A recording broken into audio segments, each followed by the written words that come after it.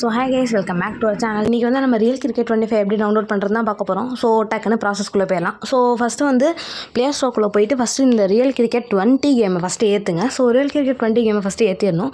So அதுக்கப்புறம் அடுத்து என்ன ஆப் ஏற்ற போகிறோன்னா ஜெட் ஆர்ச்சிவர் அப்படின்னு ஒரு ஆப் இருக்குது. ப்ளே ஸ்டோரில் போனீங்கனாலே அது கிடைக்கும். ஜஸ்ட் ஒரு 11 to 12 MB தான் இருக்கும். அதையும் டவுன்லோட் பண்ணிக்கோங்க. ஸோ இது 2 டவுன்லோட் பண்ணிக்கணும். ஸோ ஜெட் ஆர்ச்சிவருக்குள்ளே ஃபஸ்ட் ஓப்பன் பண்ணிட்டு எல்லா பர்மிஷனையும் கொடுத்துடணும்.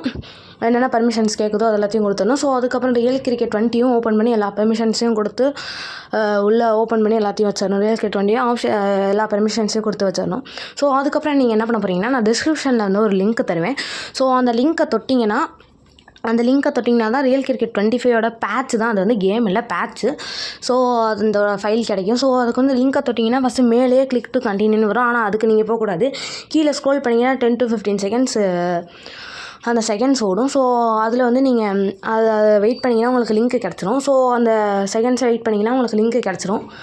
ஸோ லிங்க்கு கிடைச்ச உடனே நீங்கள் திருப்பி கண்டினியூன்னு கேட்கும். அந்த செகண்ட்ஸ் முடிஞ்சோடனே திருப்பி நெக்ஸ்ட்டு கேட்கும். நெக்ஸ்ட்டு கொடுத்தீங்கன்னா உங்களுக்கு லிங்க்கு கிடச்சிரும். ஸோ அதை கொடுத்தோடனே நீங்கள் டவுன்லோடுன்னு கொடுத்தீங்கன்னா டவுன்லோட் ஆயிரும். ஸோ என்ன பண்ணணும்னா, நெக்ஸ்ட்டு இப்போ ஜெட் ஆர்ச்சிவர் ஓப்பன் பண்ணிங்கன்னா இந்த மாதிரி தான் வரும். இங்கே மேலே இருக்க 0 கிளிக் பண்ணி ஆண்ட்ராய்டுக்குள்ளே போயிட்டு டவுன்லோட்ஸ்குள்ளே போனீங்கன்னா நீங்கள் இந்த மாதிரி செகண்ட்ஸ் வெயிட் பண்ணி இந்த லிங்க்கு கிடச்சி உங்களுக்கு ஒரு ஃபைல் கிடச்சிரும் டவுன்லோட் பண்ணிங்கன்னா.